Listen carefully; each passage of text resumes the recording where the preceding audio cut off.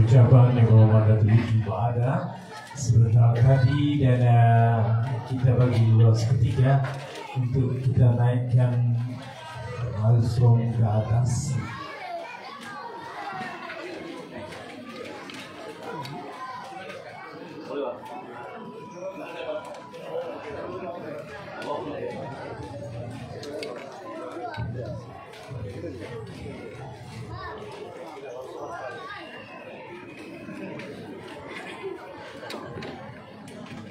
Baik, dengan kehadiran hampir 1.000 orang, ayo kita lakukan di Sampurna, di Sampurna, di Sampurna.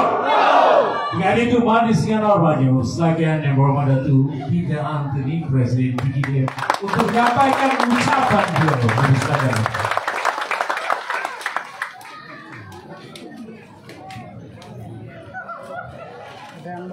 Terima kasih saudara pembicara majelis, saudara Ampal, yang juga merupakan ahli majelis tertinggi di dalam parti PDIPM Sabah. Kesenangan, menurut kabar nawi, sio, selamat ya hai. Salam hormat. Salam Malaysia Madani, sejahtera, selamat petang semua yang hadir di dalam majlis yang begitu bermakna di kedamaian pada petang ini. Yang kita kasihi saudara Datuk Wetrum Bahanda, yang merupakan timbalan Presiden PDIPM, semua naib-naib Presiden PDIPM, Sagung, Hari, penerangan, tua wanita, tua pemuda, dan pimpinan tertinggi daripada pusat. Begitu juga dengan kehadiran sahabat-sahabat dari berbahagian, ketua-ketua bahagian yang hadir. Kasih karena saling mendukung di antara satu dengan yang lain. Setiap kali sahaja ada perjumpaan ataupun majelis sedikit sebanyak untuk kita mengetahui sebuah sedikit ataupun berkongsi pendapat di kawasan yang kita hadiri. Juga yang saya kasihi kita semua, Pepinai Ino Varikot di Baneko Siko Tagomo Varikot. Kasih banyak. Puji Tuhan, pada hari ini kita dapat berjumpa. Hujan pun tidak ada, mendung begitu bagus, tidak panas. Berarti satu berkat untuk kita, permulaan yang baik di kawasan kedamaian. Saya juga merupakan yang pertama kali masuk kedamaian, jadi saya begitu terharu dengan sambutan, dan juga saya ingin mengambil kesempatan ini untuk mengucapkan syabas dan tahniah kepada ketua bahagian saudara Datuk Al-Mudik, begitu juga dengan ketua penyelaras untuk kawasan kedamaian saudara Jamal Intim, kursi penganjur kita saudara Denny Lainsin, dan juga saya ingat seorang pastor yang begitu berpengalaman, dan semua pimpinan tertinggi yang telah berjaya menganjurkan satu majelis atas usaha mereka dan juga bantuan daripada orang-orang keluarga-keluarga kampung. Syabas datanya. Ini merupakan satu kelainan di mana PDIPM dijemput untuk datang di semua bahagian. Minggu yang lepas kita datang di Limbahau. Sebelum itu kita datang dijemput di Bingkur. Dan di kawasan Bingkur mereka menjemput kita tanpa meminta sebarang peruntukan dan kehadiran yang begitu merangsangkan. Di kawasan Limbahau juga cara yang sama. Dan hari ini jemputan daripada ketua bahagian dan ketua penyelaras bersama pimpinan tertinggi daripada kedamaian yang sanggup membiayai peruntukan dengan kerjasama daripada semua masyarakat orang kampung di kawasan kedamaian merupakan sesuatu yang amat terpuji. Inilah semangat baru penerimaan parti kita, Parti KDN.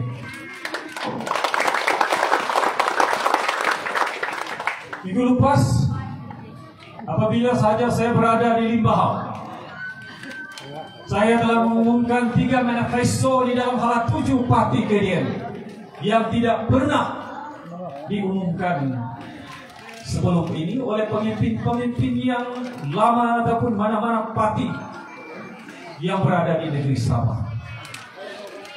Mungkin saudara-saudara yang berada di sini sedikit sebanyak ingin mendengar apakah 3 manifesto sebelum saya akan umum 2 lagi manifesto yang akan kita laksanakan selepas kita mengambil alih kepimpinan kerajaan negeri Sabah selepas pilihan raya 17. Pertamanya ialah melibatkan pendidikan percuma kepada semua orang Sabah. Tidak kira mereka ini Cina, mereka ini Bajau, mereka ini Dusun, mereka ini Kamaragang, Rungus dan sebagainya. 3,4 juta orang Sabah layak diberi pendidikan percuma termasuk beasiswa percuma asalkan mereka orang Sabah. Saya maklum dan tahu setiap kali saja pendaftaran berlaku,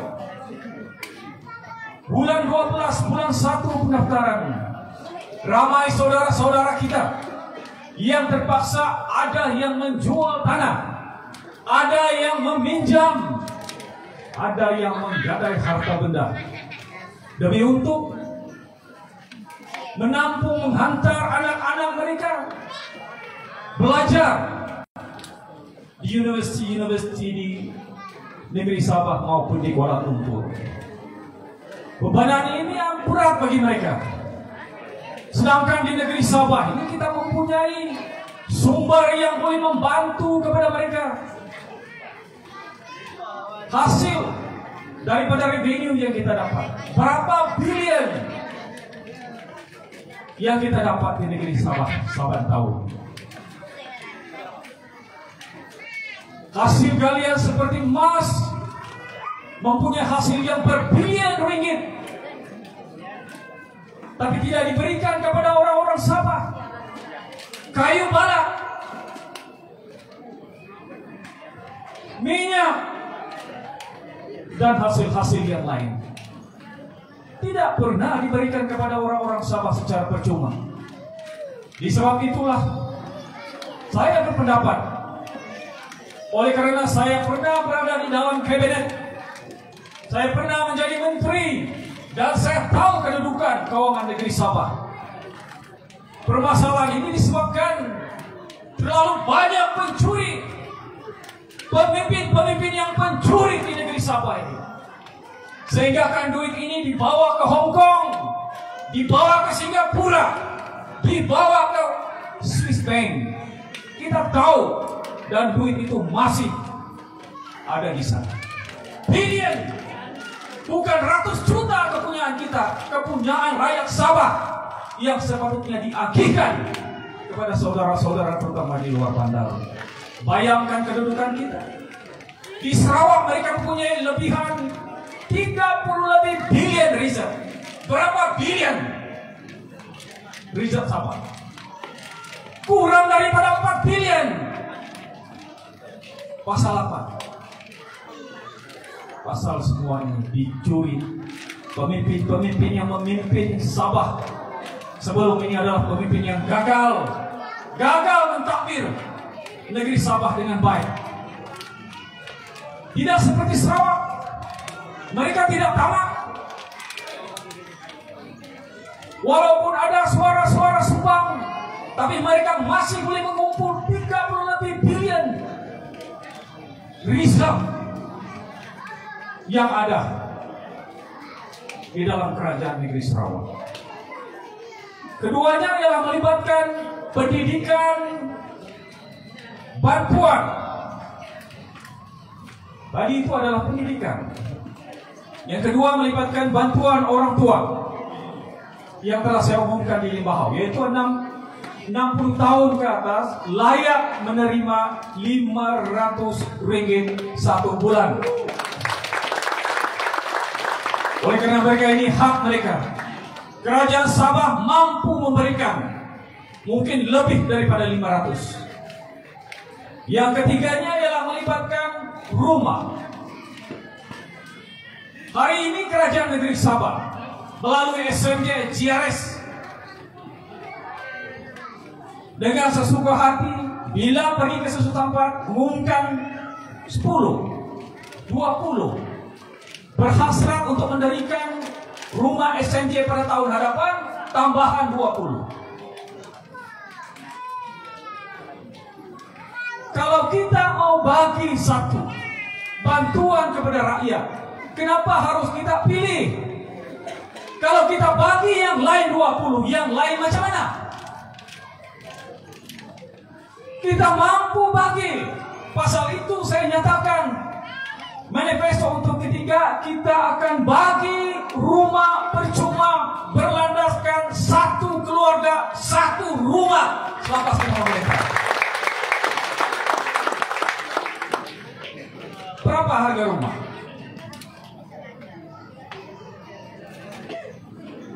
Banyak duit kita di Hong Kong, banyak duit kita di Singapura, banyak duit kita di Switzerland. Kalau kita ambil balik itu duit, bukan lagi satu rumah, 2 rumah pun kita boleh bagi sama orang kampung. Bayangkan orang kampung kita. Saya selaku wakil rakyat di kawasan Melalak. Oleh karena kami dikategorikan pembangkang, tidak ada kota untuk wakil rakyat yang dipilih oleh rakyat, tidak ada kota untuk saya dan Dato' Wetu.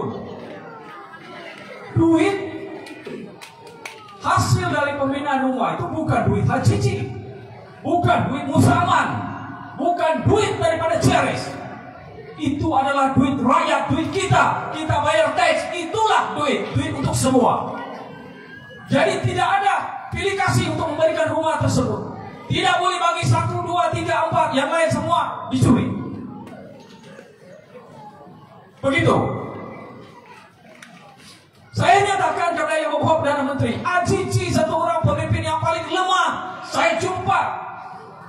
Yang berhormat PM, saya tidak takut. Walaupun beliau marah dengan saya, ini adalah reality. Orang Sabah, negeri Sabah perlu perubahan. Ini yang kita mau. Kenapa? Mereka menyatakan Azizi ada kuasa untuk tangkap kau, untuk hukum kau. Tidak masalah. Saya dibunuh pun saya tidak akan takut sama Azizi. Kita harus berubah, tuan-tuan dan puan-puan. Sudah sampai masa kita berubah. Jangan sekali-sekali kita takut. Pastor nyatakan Tuhan ada. Mati kita sudah tertulis, lahir kita sudah tertulis. Yang kita mau takut apa? Kalau seorang itu bertanduk tidak pandai mati, saya akan takut sama Haji, saya akan takut sama Musaman. Tapi kita semua akan mati juga. Ya, Musaman dan Haji ini orang yang kaya, saya orang yang miskin. Tapi saya tidak pikir Musaman sama Haji ini makan pakai 2 piring. Nasi 2 piring gak dia makan, 1 piring juga nasi dia tambah-tambah. Kecuali dia orang pakai 2 piring lah. Jadi kita tidak takut sama dia orang. Kadang kau orang siai, mesti dia bisa puru atau kawai. Boleh tak? Cukup sudah kita ditipu. Perubahan mesti ada. PBS Apko pernah menjadi ketua menteri. Kita tidak mau cakap buruk. Saya tidak suka cakap buruk melibatkan sejarah politik yang memang ada. Tetapi Presiden Apko dan Presiden PBS pernah menjadi ketua menteri. Kita baru. Jeffrey juga kita sudah bagi peluang begitu lama di dalam pentadbiran Kerajaan Negeri Sabah. Apa jadi dengan Sabah? Masih mundur. Sekarang bekerja sama di dalam rampas ini. Bekerja sama dengan Patri daripada Kuala Lumpur. Kita mau perubahan di negeri Sabah ini. Kita mau pembangunan. Saya ingat saudara-saudara kalau cakap pembangunan mungkin kita lambat. Apa yang orang kampung mau untuk kita ini adalah kehidupan yang tidak payah senang pun. Sedang-sedang, yang penting ada makan, keluarga tidak susah, ada duit untuk antar anak-anak, tidak dibebani dengan kedudukan ini. Tetapi ini yang berlaku di Sabah. Sedangkan kalau kita lihat, dengar di luar, banyak orang cakap, ramai orang cakap, Sabah kaya. Siapa kaya?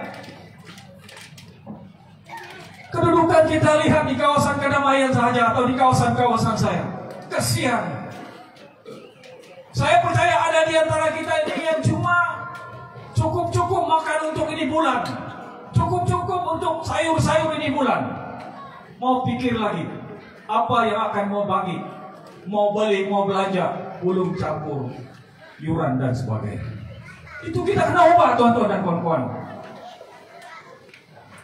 Sudah sampai masanya pemimpin-pemimpin baru kita angkat di dalam kepimpinan Parti KDN. Walaupun dia baru, tapi banding dengan JRS, kami lagi tulis. Pasal apa?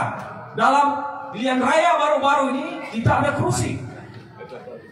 JRS tidak bertanding.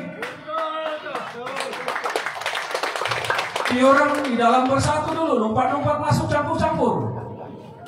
Kita ada satu, memang original punya, betul kan itu? Jadi kita jangan takut. Kalau KDN boleh tumbangkan Presiden PBS di Kota Berudu, bahwa apakah dia punya erti? Apakah dia punya petunjuk? Sudah tentu petunjuk dia orang Sabah terutama di luar bandar ingin perubahan. Di Kuala Lumpur yang membawa Perdana Menteri, saya beritahu dengan dia, kalau tidak ada masalah sini Kuala Lumpur, Kuala semua sudah ada, jalan ada, kereta api ada, semua mewah. Tapi kesianlah kami di Sabah. Carilah satu pemimpin yang bagus. Carilah satu pemimpin yang mempunyai wawasan. Bukan kau cari satu pemimpin yang cuma pandai bikin macam kes melibatkan di Belimbangan. Kambing pun pada makan pasir. Bayangkan itu. Apa jadi begitu? Lepas itu ada siasat-siasat, oh tidak ada kes. Kalau di PH ada kes. Saya tidak takut melibatkan kesnya, walaupun kononnya saya akan ditangkap pada 27 hari bulan. Saya sumpah demi Tuhan yang Maha Esa. Berapa kali saya bersumpah demi Tuhan yang Maha Esa. Atas nama Bapa, Putra dan Roh Kudus, saya tidak pernah memasukkan dokumen tersebut. Ini adalah plot daripada mereka. Saya bersumpah bersama keluarga mati bila masa kalau kami pernah masukkan dokumen tersebut. Tetapi inilah konspirasi untuk mendiamkan saya semenjak 2013 yang lepas. Tapi semangat ini tidak akan pudar bagi saya. Oleh karena perjuangan itu melebihi keseluruhan ketakutan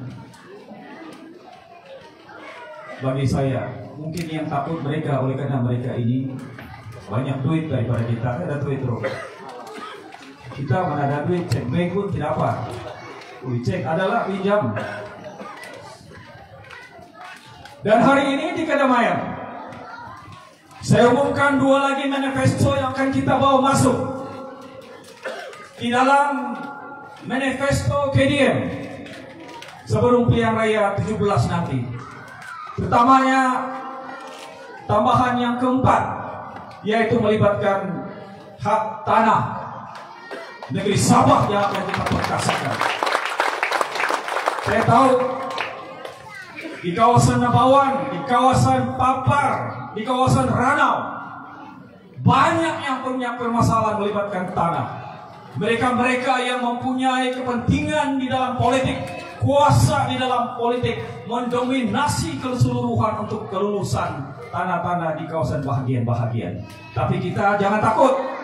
Oleh karena kita ambil alih ini kerajaan, kita akan selaraskan, kita akan lihat balik permohonan-permohonan yang tadi.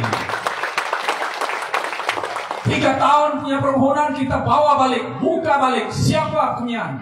Oleh karena kita tahu ramai daripada syarikat-syarikat ini adalah syarikat yang dikuasai oleh pemimpin-pemimpin politik yang berada di belakang takbir dan menggunakan nama-nama orang kampung. Dan selepas itu tanah ini mereka jual. Sedangkan tanah-tanah ini sebenarnya telah didiami bertahun, lebih 40-50 tahun didiami oleh orang-orang kampung. Bayangkan kalau kita halau mereka macam mana? Sepatutnya kerajaan negeri Sabah, sekiranya perkara-perkara pertindihan ini berlaku, perlu ada satu penyelesaian. Bagaimana penyelesaiannya harus kita buat? Mereka ini perlu dibagi peluang. Kalau itulah rumah mereka, berarti kita perlu bagikan mereka satu tempat untuk pembinaan rumah yang lain. Bukan dihalau, bukan dirobohkan begitu saja. Oleh karena mereka juga orang Sabah, mereka juga berhak. Mungkin mereka tidak tahu bahwa selama ini nama mereka telah digunakan oleh konspirasi daripada syarikat-syarikat yang menjanjikan kononnya selepas ini tanah tersebut akan diberikan kepada mereka. Tapi malangnya tanah itu telah dijual kepada orang-orang yang berkepentingan, terutama yang mempunyai kayu balak. Saya tahu banyak geran yang telah dikeluarkan kepada pemotongan kayu balak, beribu ikan. Tapi nasib sekarang kayu balak tidak ada harga, jadi dia orang simpan, tidak mau potong dulu. Jadi kita akan kaji kedudukan ini. Oleh karena itulah kita masukkan di dalam manifesto penyelarasan penambahbaikan pemilikan tanah adat, NCR dan sebagainya negeri Sabah. Kita akan buat penambahbaikan. Berarti kita akan bagi peluang kepada saudara-saudara kita yang memang tidak mempunyai tanah. Kalau yang sudah ada tanah itu janganlah memohon dulu, kasihlah pohonnya orang-orang yang tidak ada tanah, betul kan? Yang sudah ada beribu-ribu tanah itu bikin apa pohon sudah? Ini kita akan perketatkan di dalam satu tindakan yang akan kita ambil, bentuk satu jawatan kuasa untuk menangani masalah. Manifesto yang kelima yang akan kita masukkan dalam manifesto kita ini adalah mewujudkan semula amanah saham Sabah. Amanah saham Sabah dahulu saya ingat ada di antara kita ini memang tahu pemberian saham Sabah hasil daripada dividen, sama ada tanah ataupun kayu balak. Oleh karena suatu ketika dahulu Yayasan Sabah ini mempunyai jutaan, bilion duit. Saya tidak tahu masih ada kayak itu duit di sana. Mungkin juga sudah di Hong Kong, mungkin juga sudah di Singapura, mungkin juga sudah terbang di Swiss Bank. Dapat. Kita pastikan amanah saham Sabah diwujudkan untuk memberi manfaat kepada lebih 3,4 juta, 3,4 juta. Kita pada ketika ini mempunyai populasi lebih kurang 3,4 juta orang Sabah yang layak menerima amanah saham Sabah. Bayangkan kalau kita bermula daripada 500 juta. Kalau kita bagi 100 satu orang, 3,4 juta tidak habis. Ada lagi tinggalan 1,6 juta ataupun 100.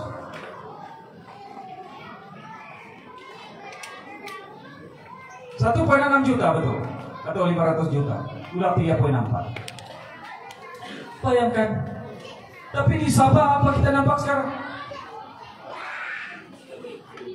Masalah air pun mau minta Perdana Menteri kasih 3 juta, tidak juga masalah, selesai UMS.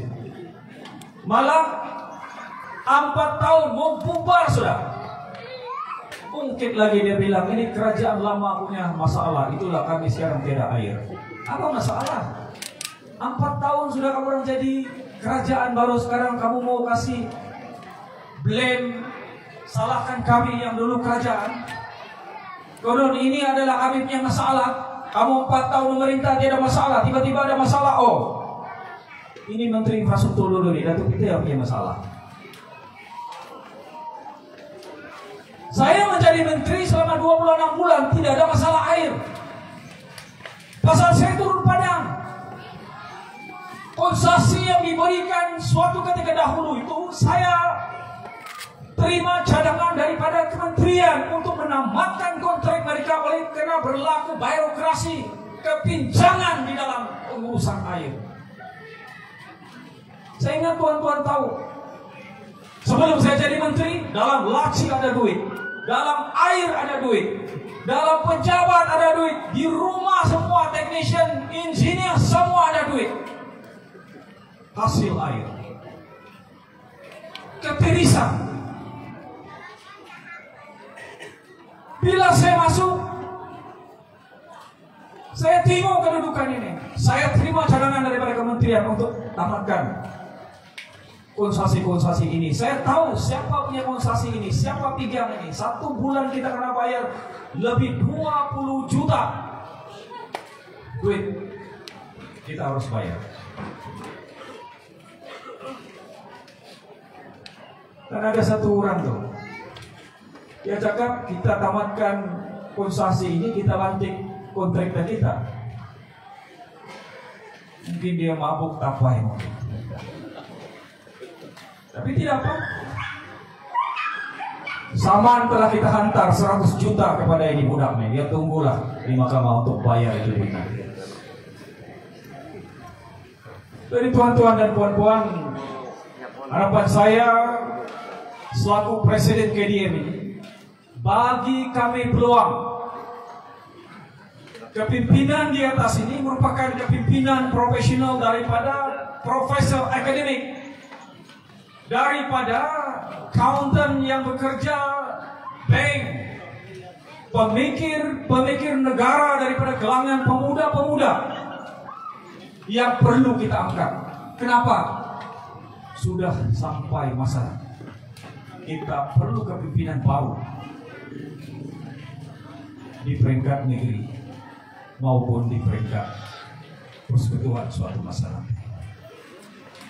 Tolonglah kami, tolonglah generasi kita. Kalau bukan kita yang tolong, korban untuk generasi kita ini, suatu ketika nanti generasi kita ini akan susah. Saya berjanji kepada tuan-tuan dan puan-puan, bila kita di dalam kerajaan, antara manifesto yang saya telah umumkan ini akan saya laksanakan dengan sejujurnya untuk kebaikan saudara-saudara kita di semua di negeri Sabah. Jadi tuan-tuan dan puan-puan, saya ingat untuk jelajah kemudian ini ada lagi manifesto yang kita akan umum nanti ini. Tapi sehingga kini 5 manifesto yang kita akan masukkan di dalam Parti KDM sebelum pilihan raya ke-17. Bekasi sekali lagi kepada semua saudara-saudara terpinai kau mawai di Nafarikat, kongsi kau terumuk kopi rubawa kau terkau suai tadau insan tadau. Mudah-mudahan amanang terkau hitit kedamaian kau tapak-tapak suai. Ada apa susah mau tunggu aiso kan tu masalah bandau aiso masalah. Ay bantin tanding, ay corona, boleh ya. Mudah-mudahan dengan berkat, dengan kerjasama ataupun sokongan daripada akar umbi kawasan-kawasan lain seperti Bahau, seperti Ranau, seperti Panginatan, Nabawan dan kawasan-kawasannya, dengan kuasa berkat Tuhan kita akan tawan kursi-kursi ini untuk bagi cukup kursi kita untuk berada di dalam kerajaan negeri Sabah selepas pilihan raya 17 ini. Jadi sekian saja. Terima kasih sekali lagi. Tahniah kepada jawatan kuasa Saudara Almudin, Ketua Penyelaras Kedamaian, pimpinan tertinggi, saudara-saudara yang telah menderma di dalam majelis kita ini. Terima kasih banyak. Daripada kami, saya doakan semoga kita balik dengan selamat dan kita akan jumpa lagi. Haleluya. Terima kasih Muhammad Datuk untuk terus berada di Bekas bagi upacara penyampaian watika perlantikan dan juga penyerahan bendera kepada setiap ketua-ketua PDM Dan untuk itu Majelis mempersilakan VIP kita yang berada di sana yang berhormat itu, Naib Presiden Sekian Agung Bendahari yang berada di pentas